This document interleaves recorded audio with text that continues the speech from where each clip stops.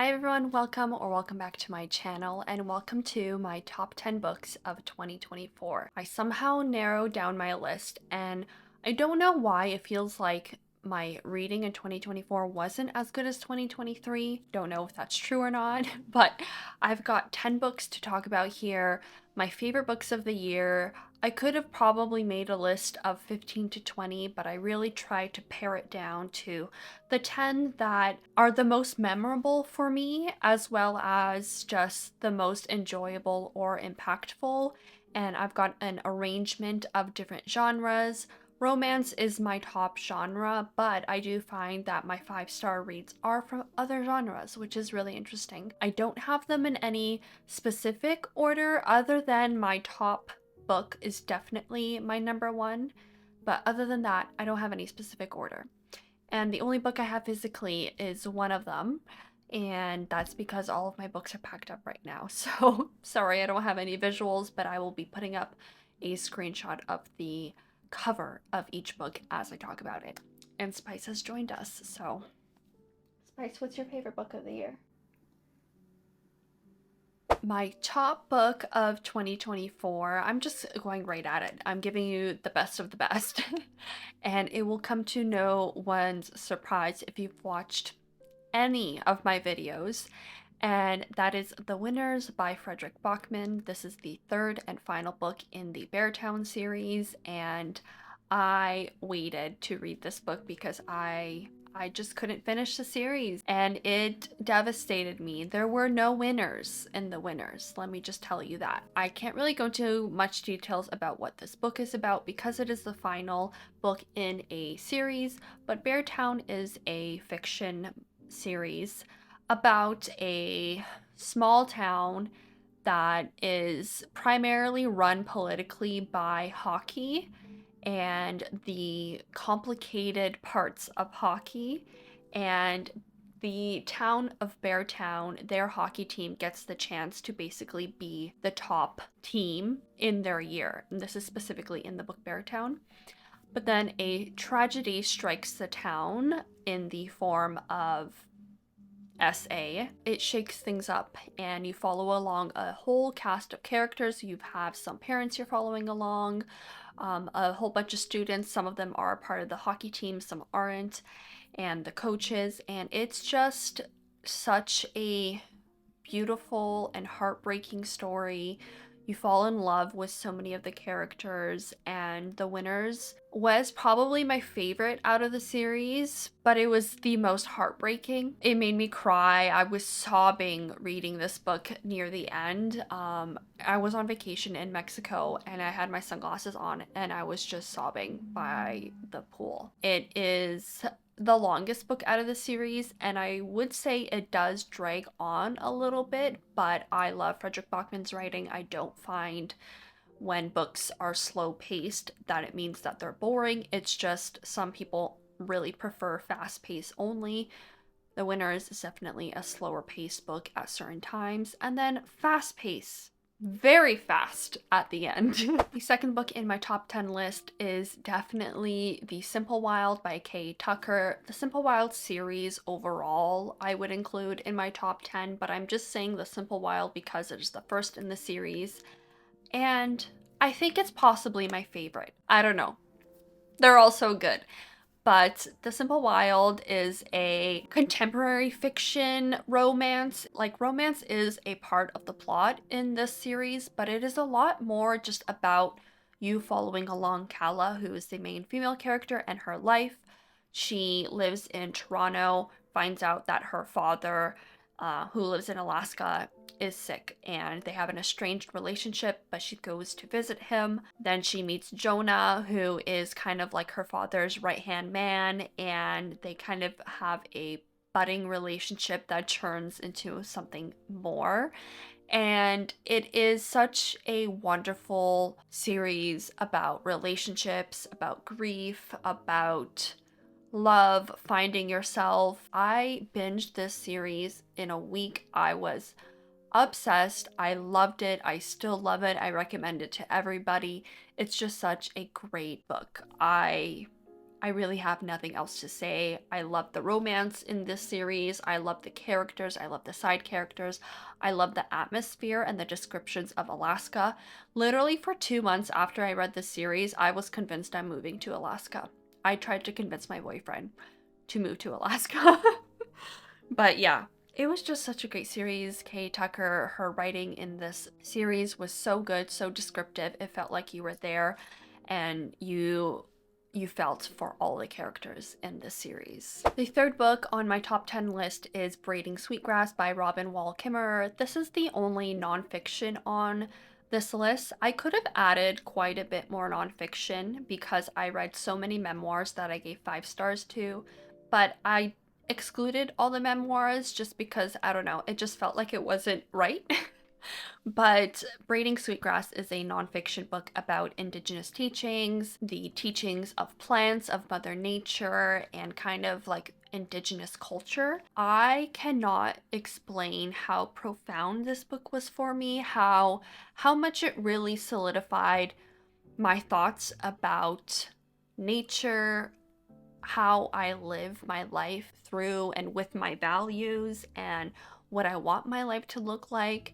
It was just so beautiful, the different lessons and teachings that are talked about in this book, as well as the reciprocity that they believe in, that is so beautiful and I feel like is so lost in our society.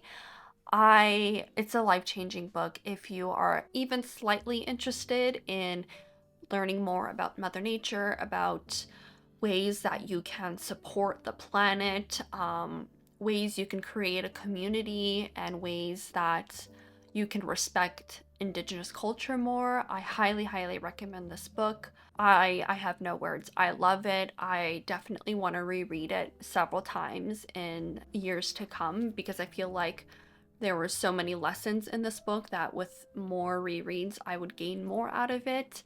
And I am definitely going to reference this book once I start my own garden because there's a lot about gardening in this book. And it's just amazing what our ancestors and what our grandparents knew and the knowledge that can be passed down. The next book on my list, I think it's book number 4 we're on.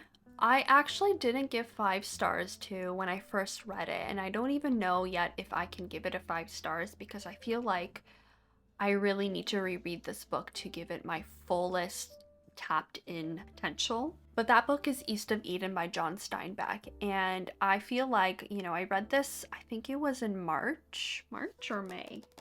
February. Since then, I've thought about East of Eden maybe bi-weekly to every month. It has popped up in my head. I've thought about the characters, I've thought about the book, I've thought about the messaging, and that to me shows that it had a way bigger impact on me than I thought it did. John Steinbeck, his writing, his writing is so good. It is just so easy to understand, so beautiful. His storytelling is amazing, and this book is a chunky book.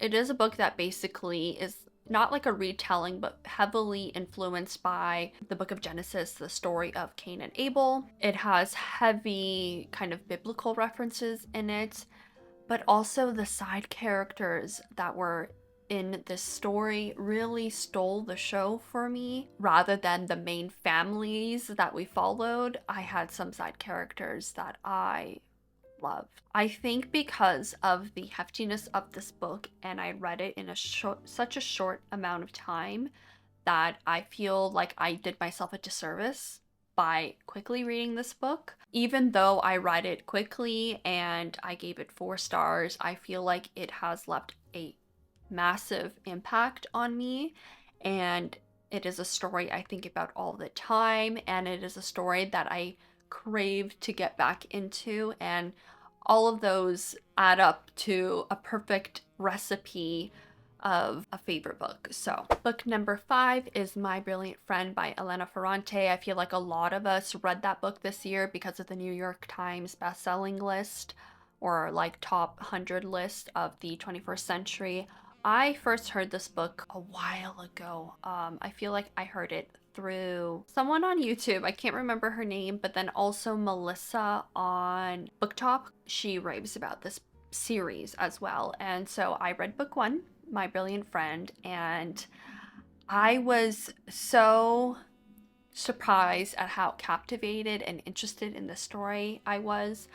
Everyone always says My Brilliant Friend is the worst book in the series, even though it is such a great book, and I cannot wait to continue. You're basically following along a girl named Elena and her life from childhood up into, I think when we finish the book, she's in her early 20s, if not late teens. I'm pretty sure she's in her early 20s. And her really complicated friendship with her best friend, Lila, Leela, whatever you want to call her. I think it's Lila. I feel like this book really goes into depth of the complexities of female friendship, just the real raw honesty of being a female and being a girl and growing up. It was just so good. And the ending was not like a cliffhanger, but kind of like a cliffhanger. So I'm really intrigued to see where the story goes. It is totally character driven.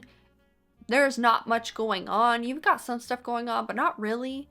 So if you do not like character driven books, I don't think you would like this book. But, you know, I loved the characters. Not all of them, but some of them. And so it just kept me going on my interest in them, and I wanted to see what happened. So great writing, and it's a translated work. So anytime I'm reading something translated and I'm impacted by the writing, I am sold. The next book on my list, book number 6, is Demon Copperhead by Barbara Kingsolver. I think a lot of us also read this book this year. It's been on my TBR for a while now since it came out, and it is a retelling or inspired by David Copperfield by Charles Dickens, which is one of my favorite books that I read last year. I knew I was gonna love Demon Copperhead, and I did. I think I possibly love it even more than David Copperfield just because it is a little bit more relatable because it is set in a more modern world. But you're following along a little boy in the beginning named Demon. That's his nickname. And he becomes an orphan, and there is a very, very bad opioid epidemic going on at the same time. This book was hard. It is depressing, depressing, depressing with a tiny bit of happiness. Oh my god, you feel for Demon so much. If you are not in a good headspace, do not read this book. You will get depressed. But it is such a beautiful book. Barbara Kingsolver, her writing is so captivating. And I listened to this tandemly as an audiobook and physically, and I really enjoyed the audiobook. I would recommend it if you are an audiobook listener to listen to the audiobook. But there was just something extra special about reading Barbara Kingsolver's words physically that really did it for me. I feel like I really could appreciate her sentences and the way they flowed better when I was reading it physically, but I also love the audiobook. So anyways, it's a beautiful story and heartbreaking story about a little boy, orphan, and him growing up and really going through trials and tribulations of trying to be better and do better in a society and world that really wants him to crumble. Book number 7 is Before I Let Go by Kennedy Ryan, and this is a romance book, and what a beautiful book this was. This is a book about a couple, Yasmin and Josiah, who are divorced, and they have children together, they own a business together, and they have a complicated relationship where they both still love each other, but they feel like they can't be with each other anymore after just a lot of things happen between them. And they're also grieving Josiah's mother who passed away. First of all, I really loved it because they are an older couple, and I just feel like these days I can't be reading about these young 20-year-olds that are in love. It's just not the same as in the later 20s to 30s to 40s for me. I'm noticing I really prefer those stories more now. They just feel more relatable, they feel more real, and they feel like they feel honest, and this is exactly what this book is about. There's also a extremely strong female friendship group in this story and this series, because it is a series that I adored. Book number 2, I also gave 5 stars, and book 3 is coming out in 2025. So I just cannot wait. This is a wonderful story, a beautiful story about a couple coming together again after going through so much stuff, and about a woman finding herself again. So beautiful, beautiful story. Highly recommended. The next book is the book I actually have, and that is Intermezzo by Sally Rooney.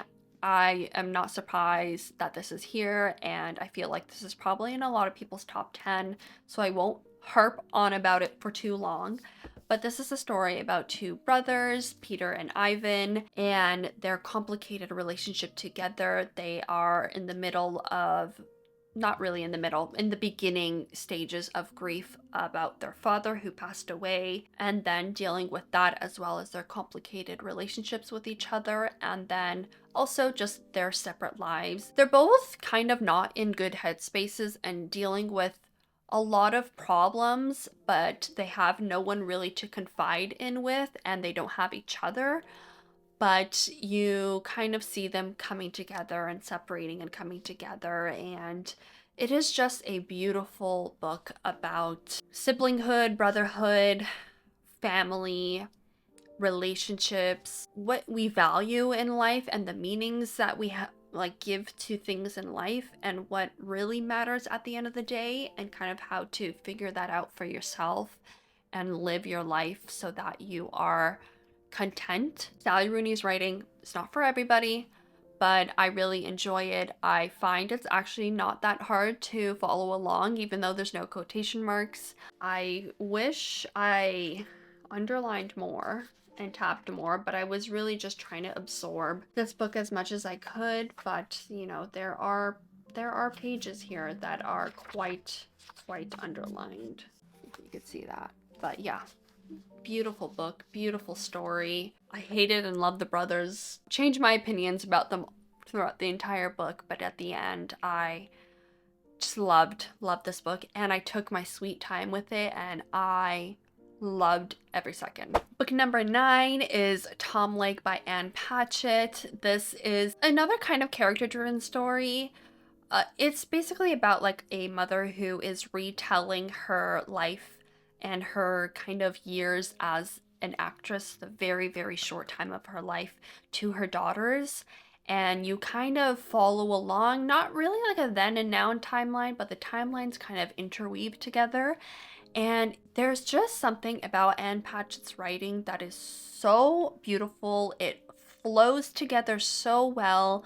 You could just start reading her books and like read 70 pages and not even realize that you've been sitting and reading for that long, because it just captivates you right away as soon as you pick it up. Amazing storytelling. I love the characters. I was rooting for everyone. It felt like you were reading about the gossip of a celebrity, but like through a close friend. I don't know. I just enjoyed it so much. And if you listen to the audiobook, it is narrated by Meryl Streep, and I just feel like that fit the story perfectly. There was also such big themes about family, relationships, and just the topic of love, and you just felt love interweaved through the sentences. I felt like my heart was expanding as I read this book. I just really, really loved it. Beautiful book, beautiful cover, beautiful audiobook. I would love to see this as a movie. I think it would be a great movie. My last and final 10th book of 2024 is Wisteria by Adeline Grace. This is also another part of a series. It's the 3rd book in the, what is the series called? Belladonna series, and it was my favorite of the series. You follow along Blythe and Fate. I won't go into any more detail because obviously I don't want to spoil anything, but I feel like the banter was perfect. The story was amazing. I really had no complaints until the ending, and I gave this 4.5 stars literally just because of the ending. The ending felt a bit rushed and kind of out of ordinary. It wasn't the direction I expected the story to go to, and I didn't really understand why it went in that direction.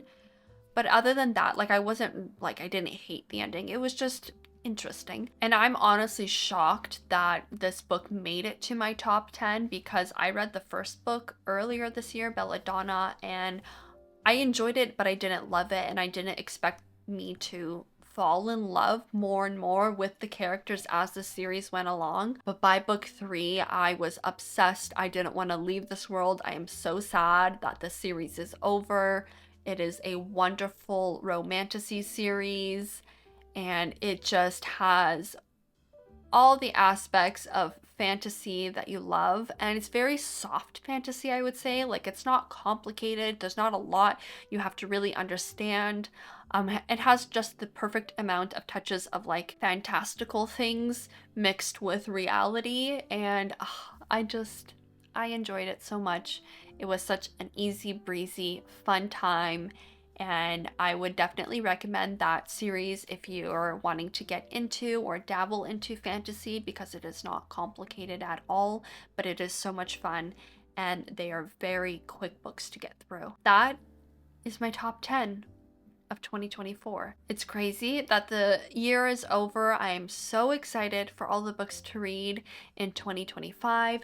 Let me know what your top 10 of 2024 was. If you have a top 10 or you're just your top book, if you can narrow it down in 2024, I would love to know. But yeah, thank you for spending this time with me today. I hope you enjoyed, and I will see you all in my next video very soon. Bye!